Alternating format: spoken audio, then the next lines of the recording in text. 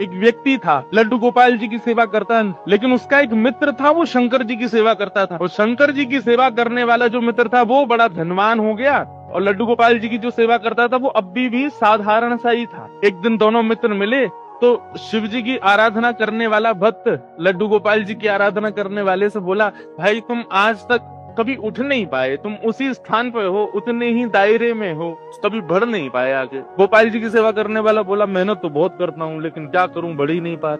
आराधक ने कहा, एक काम करो, तुम अपने आराध्य बदल दो। ये तुम गोपाल जी की आराधना करते हो ना, इनकी जगह तुम शिव जी की आराधना शुरू कर दो, देखना कैसे जीवन में बदलाव आएगा। अब उस व्यक्ति ने यही किया कि गोपाल जी को ले जाकर के तो अलमारी में रख दिया, दूसरे दिन एक शंकर जी ले आया और शंकर जी का बढ़िया रुद्राभिषेक करके, त्रिपुंड लगा करके, बढ़िया ज्योत नैवेद्य आदि सब अर्पित करके, अगरबत्ती जला करके ओम नमः शिवाय का जाप करने लगा। और अब तो गोपाल जी की सेवा करता है तो वो गोपाल जी मन अंदर बैठा दिए एक अलमारी में, उनकी सेवा बंद, ओम नमः शिवाय का जाप करने लगा।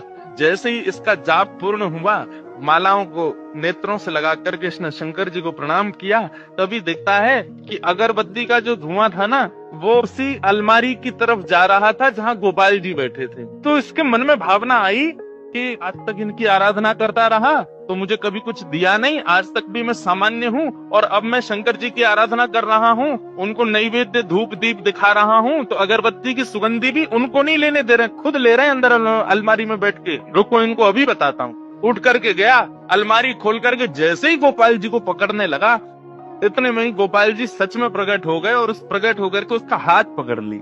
जैसे ही गोपाल जी प्रकट हुए, उस भक्त ने कहा, बोले भगवान आप प्रकट हो गए? बोले हाँ प्रकट हो गए। बोले तो फिर ये तो मैं सबको बता दूंगा कि भाई शिव जी की आराधना से गोपाल जी प्रकट होते हैं। गोपाल जी बोले, नहीं भैया, हम शिव जी की आराधना से प्रकट हुए, ऐसी बात नहीं है। तुम शिव आराधना करो, सूर्य आराधना करो, चंद्र आराधना करो, किसी की भी आराधना करो, उससे हमको कोई दिक्कत नहीं है, लेकिन आज हम प्रकट किस लिए हुए ये ध्यान से सुनना। आज तक तुमने केवल हमको अष्ट धातु की एक मूर्ति समझा, तुम्हारे मन में कभी ये भावना नहीं आती थी कि इनकी आंखें भी हैं, इनकी नाक भी है, इनकी जीभ भी है, इनके कान भी हैं, इनकी त्वचा भी है, इनके हाथ पैर भी हैं। परंतु आज जब वो अगरबत्ती का धुआं सहज ही मेरी तरफ आ गया तो तुम्हारे मन में ये भावना आई कि अगरबत्ती की सुगंधी मैं ले रहा हूँ, मतलब मैं जड़ नहीं हूँ, मैं चैतन्य हूँ। वास्तव में शिव आराधना ने मुझे प्रकट नहीं किया, तुम्हारे हृदय में जो चैतन्यता का भाव मेरे प्रति आया है उसने मुझे प्रकट किया। ये चैतन्य